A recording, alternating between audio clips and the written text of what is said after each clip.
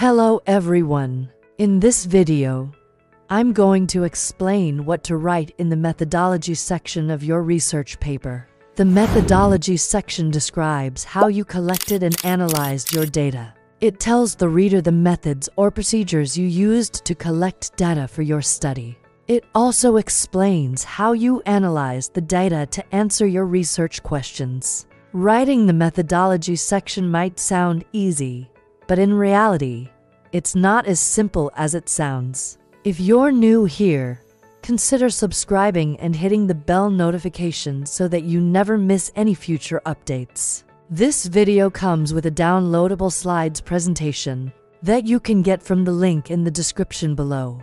Now let's get started. The methodology section is usually structured into the following subsections: study setting, study population, study design, sample size determination, sampling procedure, selection of study participants, data collection methods, study variables and measurements, quality control and quality assurance in research, ethical considerations in research, data management, analysis of quantitative data, qualitative analysis, research work plan and budgeting. Let's discuss each of them one by one. 1. Study setting. The study setting describes where the study was carried out.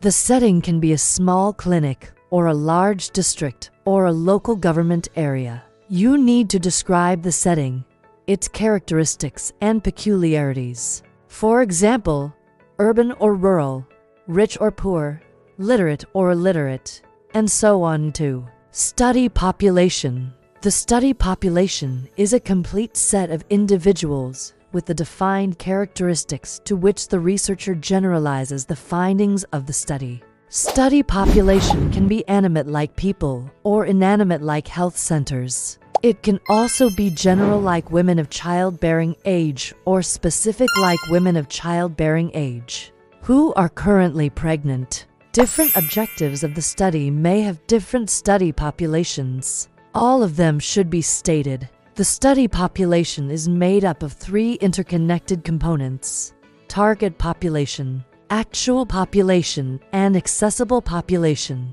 The target population is the larger subpopulation to which the results of the study will be generalized.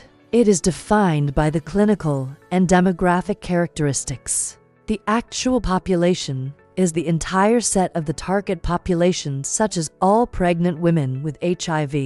The accessible population is the subset of the target population that is available to be studied. For example, pregnant women who are HIV negative and attending a particular health facility for antenatal care at a given time. 3. Study designs. The study design is described after the study setting and population. The study design is the strategy that the researcher uses to access the target and accessible populations. There are many types of study designs in research, and choosing the appropriate one is very important. We have previously done a video on epidemiological study designs that you can watch before. Sample size determination. In research, a sample is a subset of the study population. A sample is usually a subset of the population that is representative of the population of interest. Researchers use samples instead of studying an entire population because it may be impossible to study an entire population due to various reasons like feasibility, cost, and theoretical considerations. Sample size determination refers to the process of calculating the number of subjects or participants needed for a research study. The sample size is calculated based on several factors such as the study design, units of measurement for the primary objective variable, and the estimated difference between groups being compared. 5. Sampling procedures. The purpose of sampling is to make inferences or generalizations from a sample to a larger population. The sampling strategy must be carefully designed to avoid bias, so that the sample accurately represents the population of interest. Otherwise, the study findings may not be generalizable to the population. There are various sampling procedures commonly used in epidemiological research. These include simple random sampling, stratified random sampling, cluster sampling, and systematic sampling. 6. Selection of study participants. The selection of study participants is the process of choosing individuals from the accessible population to participate in the study. Careful selection of participants is crucial to ensure that the sample is representative of the accessible population and to minimize the potential for bias and confounding. This process involves defining the inclusion and exclusion criteria for participants and justifying the rationale behind these criteria. 7. Data collection methods. The choice of data collection method depends on the specific study questions and objectives. Data collection methods are the procedures used to gather information from the selected study participants. Different methods can be used depending on the type of data being collected. Quantitative methods are used when the goal is to generalize findings to an entire population. They involve the use of statistical parameters and hypothesis testing to analyze the relationship between variables. Qualitative methods are used when the goal is to explore a phenomenon in depth and understand all of its dimensions. Both methods can be used together and complement each other. Qualitative data collection tools are flexible and can be used as guides. Details emerge during the process. 8. Study variables and measurements. Study variables are the characteristics or attributes that are measured in the study. In quantitative methods, researchers identify and operationalize the variables that will be measured. Operationalization is the process of defining a variable in terms of how it will be measured in the study. 9. Quality control and quality assurance in research. Quality control and quality assurance measures are implemented in research to ensure the validity and reliability of the study findings. By adhering to the study protocol and minimizing systematic errors, researchers can ensure that their results are accurate and trustworthy.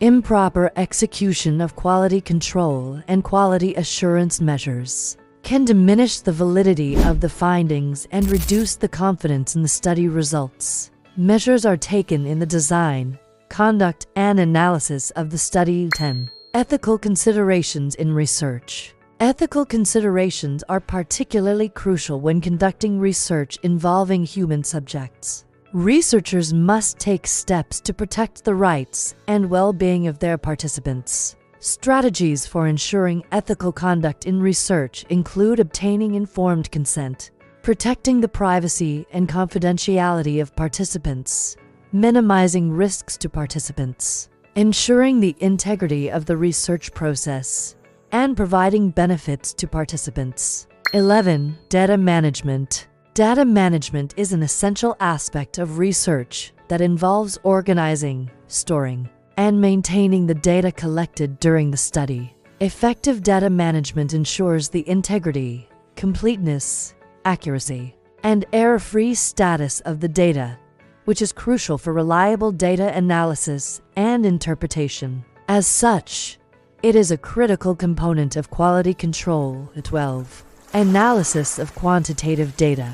The analysis of quantitative data involves the systematic and objective examination of the data collected during a research study. This process typically involves 3 stages, namely univariate, bivariate, and multivariate analysis. Univariate analysis involves the examination of a single variable and its distribution.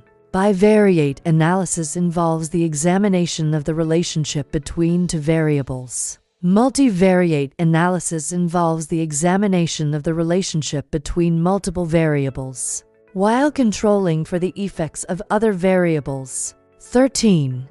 Qualitative analysis. Qualitative analysis is a systematic process that involves the examination and interpretation of qualitative data collected through interviews, focus group discussions, or observations. Unlike quantitative analysis, which typically begins after data collection. Qualitative analysis is an ongoing process that starts from the initial phase of data collection and continues through the report writing stage. The primary goal of qualitative analysis is to develop a deeper understanding of the broader context surrounding a phenomenon and the meanings that individuals ascribe to their experiences. As data is collected and analyzed, the meanings and interpretations may evolve, leading to revisions in the research questions or hypotheses. 14. Research work plan and budgeting. Research work plan is a schedule that summarizes all components of the research project, including tasks, timelines, and the personnel responsible for each activity. A Gantt chart is a visual representation of the work plan that depicts the order and duration of each task. A well-designed research budget helps identify available and required resources. It also serves as a reminder of planned activities. It should be prepared using the work plan as a starting point. The budget should specify the resources required, unit costs, and total costs for each activity. Realistic budgeting within expected resources is important. Failure to do so may invalidate the findings of the study. If you want more videos like this, let us know by leaving a comment below. Thank you for watching and see you next time.